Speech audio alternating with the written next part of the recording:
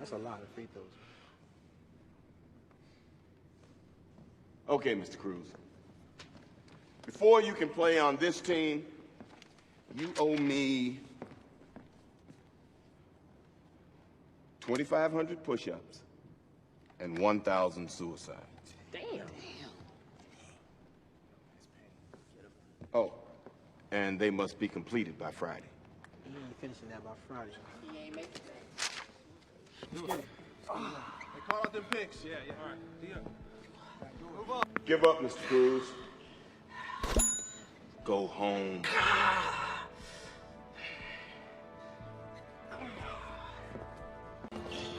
You know your task is impossible before Friday, right? Move! Work it! Keep moving. Run it back! Clay.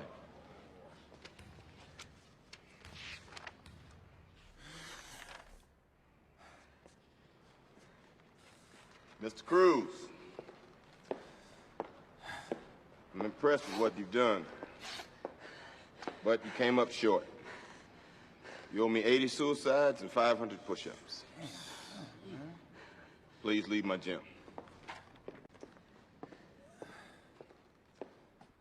I'll do push-ups for him.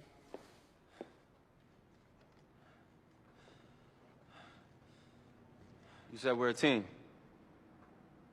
One person struggles and we all struggle. One player triumphs, we all triumph, right?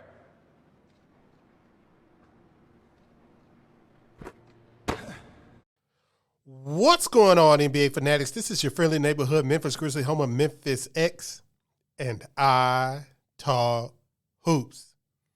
Today, we are talking about Coach Taylor Jenkins and why he should be the 2023 NBA Coach of the Year. But first, every hero needs their theme music.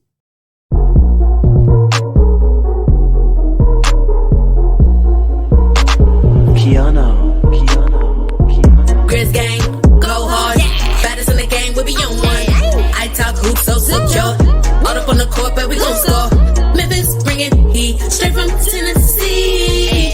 Diamond respecting, let's go for he that MVP. This is Memphis X with iTalkHoops. While you're here, please like this video, subscribe to my channel, and hit the bell to be notified every time I drop a video. I have a goal to reach 3,000 subscribers by the playoffs, and I'm going to need your help to get there. Thank you. Yeah, I know when you guys saw the thumbnail and the title, you were like, I know this ain't Memphis X trying to give some positive spin to Coach Taylor Jenkins. Y'all know how I have the love-hate relationship with Coach Taylor Jenkins and his damn rotations. Hey, listen, it's been like that since his first season here. I've been bitching and moaning about his rotations, and the Grizzlies keep overachieving.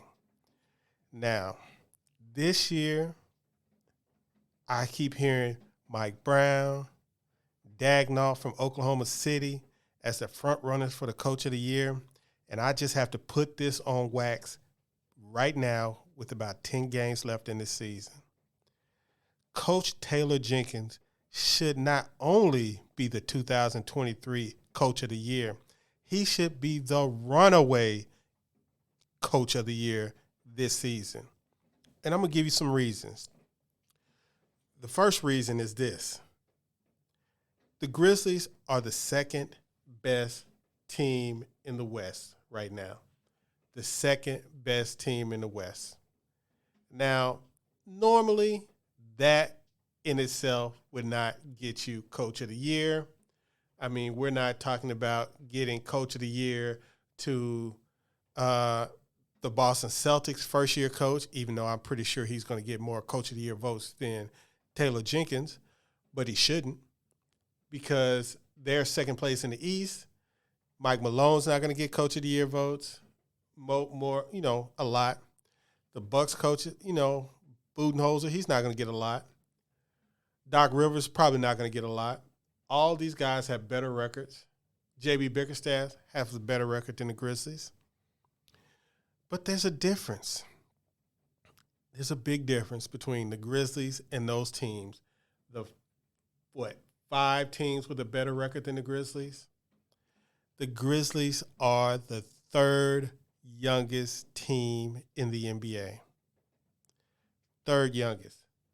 It was very funny watching the Grizzlies play the Rockets, and the Grizzlies and the Rockets are have about the same team age as each other, and the Rockets are sitting there floundering at the bottom of the West with 18 wins, the 2nd worst record in the NBA.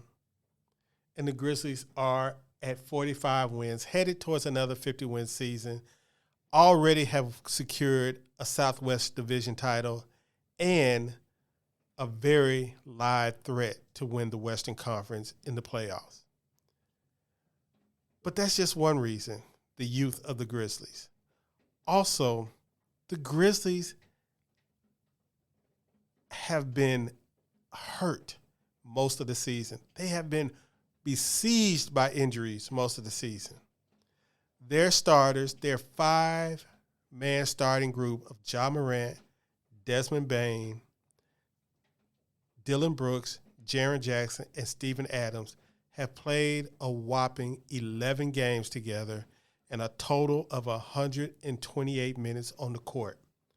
Now, to put that in comparison to the Sacramento Kings starters have played 55 games together and a whopping 788 minutes on the court together. That difference is stark. I can't imagine where the Grizzlies would be if they had the health luck that the Sacramento Kings have had this season. Oh, but that's not it. That's not it. That's not the only reason. He had to overcome the decisions of his front office. Now, you see the Cleveland Cavaliers. They were like the Grizzlies last season, an up-and-coming team that showed a lot of spunk. But the Cavaliers went all in on Donovan Mitchell, and they brought in an all-star. The Sacramento Kings the year before, they brought in a all-star. The Grizzlies brought in 5 rookies. 5 rookies, and gave away and traded away or let go 2 veteran rotation players. Now, when you combine that with all the injuries they had, that means all throughout this season they have had inexperienced players in and out of their main rotation. From the beginning of the season with unproven Santi Aldama starting in place of Jaren Jackson to the last game where they had Dylan Brooks suspended and rookie David Roddy is starting at small forward in his place. And this is all with Zaire Williams, their number 10 pick from 2 seasons ago, having a off season because of injuries. But that's not it. The Grizzlies also have had numerous off-the-court situations and on-the-court situations. Hello, Shannon Sharp. The Grizzlies have become, in the last year, from a year ago, they have went from the darling of the NBA to one of the most hated teams in the NBA. And make no mistake about it, if you are a Grizzly fan, you know that this season, every damn team we played, especially at the beginning of the season, was playing like it was a damn playoff game against us. Every team we faced, because they knew that if they lost, we were going to talk shit all during the game. So they played hard. It was like the Grizzlies have been in a playoff battle the whole damn season. And then you had their star player get suspended for off-the-court issues in the middle where the team was dealing with a slip back on the court. Then they had their starting center go out for 2 months. Or hell, has it been 3 months now? Then you have your number one player off the bench, Brandon Clark, blow out his Achilles. All this happened within probably about 3 weeks or 2 weeks.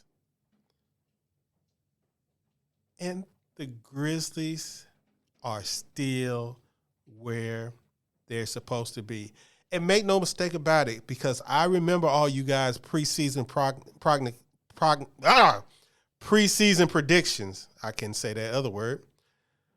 But your preseason predictions had the Grizzlies in the play-in. Yes, a lot of you guys had the Grizzlies in the play-in, if not worse.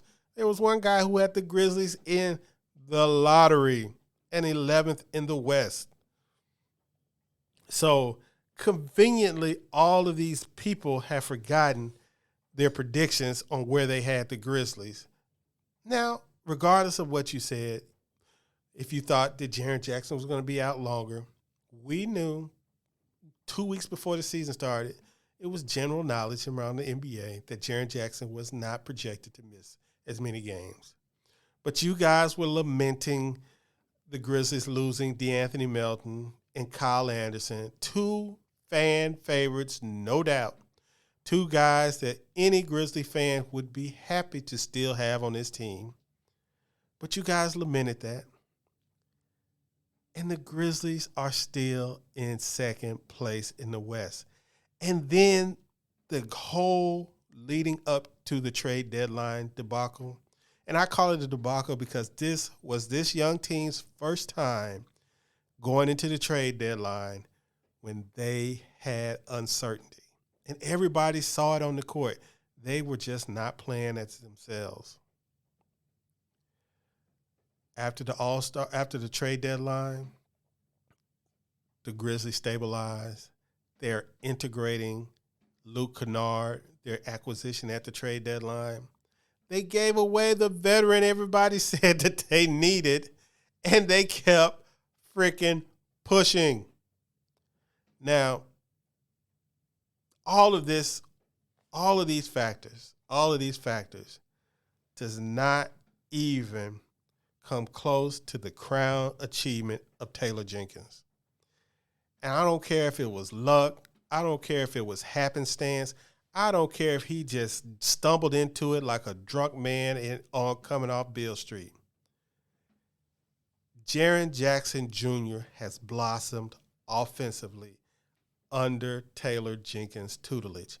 Now, you can say whatever you want, because when players don't develop, we put it on the coach. When players are slow to develop, we put it on the coach. But at this point, we have Jaren Jackson blossoming into not only an all-star, which he made this year on the back of his defense, but Jaren Jackson Jr. is looking like an all-NBA player to finish this season. And you got to give Taylor Jenkins some of the credit, even though Jaren Jackson gets some credit too. But it's Taylor Jenkins. It's the organization. It's his teammates. They all are responsible for lifting Jaren Jackson up.